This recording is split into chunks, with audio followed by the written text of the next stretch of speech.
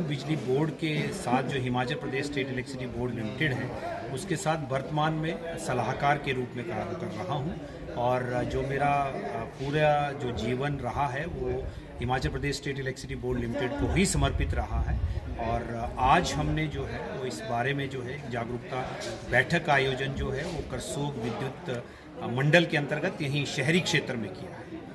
Sir, आपसे प्रार्थना है कि आप संक्षेप में बताएं कि स्मार्ट मीटर जो लगने जा रहे हैं उसका लाभ उपभोक्ता को कितना है और बिजली बोर्ड को कितना है।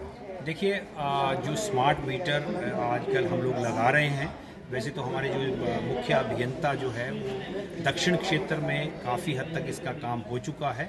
और जो आजकल जो हमारे 3 परिचालन जोन हैं उस पे ये जो कार्य है वो अपने पूरे ज़ोरों पर है।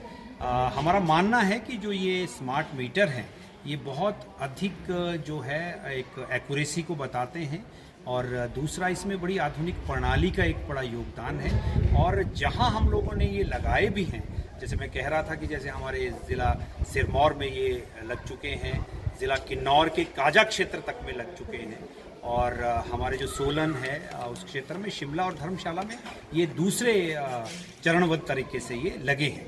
तो सबसे पहली बात है कि ये बहुत ही एक्यूरेट मीटर हैं और इसमें कभी भी चोरी नहीं की जा सकती। एक्यूरेसी का इसमें बड़ा ध्यान है। और जो क्योंकि हमें जब अपनी सर्विसेज देनी है बिजली बोर्ड को, तो हमें आधुनिक प्रणाली को भी अपनाना होगा। तो इस मीटर का हमें जो है ये हिमाचल सरकार की तरफ से ये मैं तो कहूँगा कि बड़ी अमूल्य भेंट है एक उपभोक्ताओं के लिए, कि जिससे कि उपभोक्ता को कभी गलत बिल नहीं आएंगे और डायरेक्ट जो है इसमें मानव का जो हस्तक्षेप है वो बहुत कम हो जाएगा। सर, जैसे आप मीटिंग में बता रहे थे कि इसकी कोई ऐप भी आएगी कि उपभोक्ता जो है अपनी जब चाहे वो देख सकता है। जी बिल्कुल बिल्कुल, जहाँ ये गो लाइव हो चुका है वहाँ सभी लोग इसकी सुविधा प्राप्त कर रहे हैं। रियल टाइम बेसिस में इसका डाटा जो है वो हर एक कंज्यूमर को अपने जो है वो मोबाइल पे मिल रहा है हमारी ऐप के थ्रू। और बड़ा रोचक विषय है कि आप जो है वो कार्यालय में बैठ के, अपने व्यवसायी अपने दुकान पे बैठ के, और किसी तरह के जो भी है वो इस समय रियल टाइम में कितना आपका खर्च आपके घर में हो रहा है या कमर्शियल बेस पे हो रहा है, वो आप सब इस तरीके से जान सकते हैं। इसका कोई उपभोक्ता के लिए कोई अधिक खर्च भी है या अतिरिक्त खर्च कोई लिया जा रहा है? जी नहीं, इसमें पूरी तरह से जो है ये HPSC जो बी लिमिटेड है उसकी तरफ से जो पुराने मीटर हैं उसके एवज में ही ये नए मीटर लगाए जा रहे हैं। सर, कंज्यूमर को ना एक भ्रांति है कि अभी आप स्मार्ट मीटर बड़ी खुशी से लगा रहे हैं तो बाद में कहीं बिल में जोड़कर इसका कहीं ना कहीं जो है खर्च कोई लिया जाएगा, कोई ऐसा तो नहीं है? ऐसा अभी तक बिल्कुल ऐसा नहीं है। कोई भी इस तरह का कोई निर्णय नहीं लिया गया है कि इसका किसी तरह से कोई शुल्क है। हाँ सर जी, जैसे भी आपने बताया कि सब्सिडी जो है वो सरकारी कर्मचारियों की जो है वो बंद हुई है, उसकी क्या श्रेणी रखी गई है? थोड़ा मतलब भ्रांति ये भी है कि सरकारी कर्मचारी सबकी बंद हो गई है या उसमें कुछ श्रेणियों में बांटा गया? देखिए, इसको जैसा कि राज्य सरकार ने निर्णय लिया था कि जो ऊपर की श्रेणियों में जो लोग आते हैं, जो विद्युत उपभोक्ता आते हैं, उन्हीं की जो है वो सब्सिडी उन्हें ना दी जाए, है ना। ये राज्य सरकार का जो निर्णय है उसकी जो नोटिफिकेशन है जो MPP एंड पावर की तरफ से जो हमें उपलब्ध करवाई गई थी, उसी आधार पर हम लोग जो है वो अनुदान और अनुदान रहित जो हमारे विद्युत उपभोक्ता है उसके अनुसार बिल प्रदान करने जा रहे हैं। सौर ऊर्जा की आपने अभी जानकारी दी, आप दिव्या हिमाचल के थोड़ी इसके माध्यम से बताएं कि 3 किलोवाट का लगाने के लिए कितनी सब्सिडी है, उसकी क्या क्या लाभ है? देखिए, ये एक योजना है जिसको हम मुफ्त बिजली योजना भी कई बार कहते हैं। उसके अनुसार आप जो है इस योजना के अंतर्गत HPSCB.in नाम की हमारी जो है वो वेबसाइट है, उस पर आपको जाके इसमें वेंडर्स को देख सकते हैं।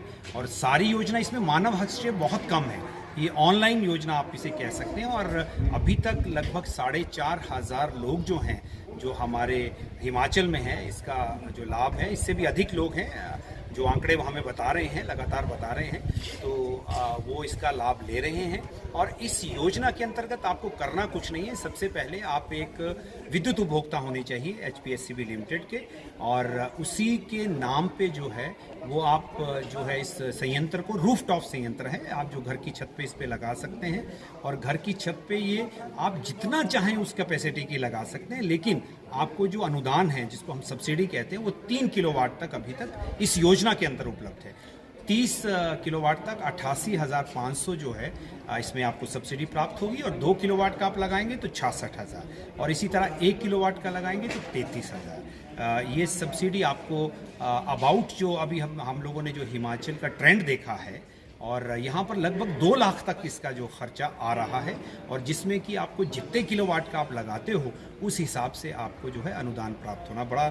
और उसके बाद आपका जो है, और हमें बड़ी इसकी सक्सेस स्टोरीज मिल रही हैं कि बहुत लोगों को ज़ीरो बिल जो है इसमें आ रहा है। यानी 300 यूनिट तक आप यदि 3 किलोवाट का लगाते हैं तो आपको 300 यूनिट बिल्कुल फ्री होते हैं। कुछ लोग ऐसा भी बता रहे हैं कि अगर आप सौर ऊर्जा वाला लगाते हैं तो उसमें जो बिजली सरप्लस होती है वो वापस भी जाती है, उसमें भी कुछ इनकम कोई ऐसी कोई योजना है या भ्रांति है? जी बिल्कुल है। जैसे मान लीजिए आपका जो आप कई बार कम खर्च करते हो, है ना, उसमें 2 मीटर है, उसको हम कह सकते हैं कि इनकमिंग और आउटगोइंग भी हम उसको कह सकते हैं, कि जितनी उत्पादन उससे हो रहा है उसमें जितना भाग आप अपना खर्च करते हैं वो आप ले सकते हैं, और उसके बाद जो बचता है वो बिजली बोर्ड के ग्रिड में डाल के आप जो है उसको बेच भी सकते हैं हिमाचल प्रदेश बिजली बोर्ड को। उसकी जो आधारित है वो डिफरेंट है, और जिस हिसाब से आपको बिजली जो है वो प्राप्त होगी, हम उसी हिसाब से उसको एडजस्ट कर पाने में सक्षम हैं। सर, एक योजना आप बता रहे थे मीटिंग में कि पंचायत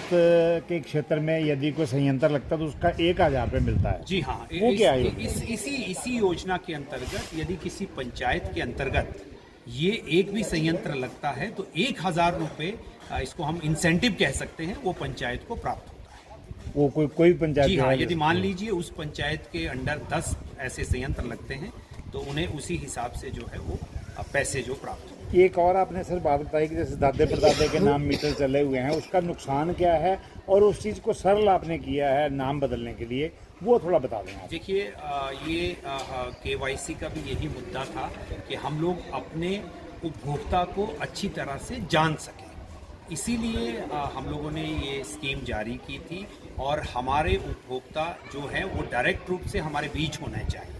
तो कोई भी उपभोक्ता जब किसी भी चीज़ को ले रहा है तो वो उसके संबंध और उसको जो सर्विस प्रोवाइडर है उसके संबंध बड़े मधुर होने चाहिए।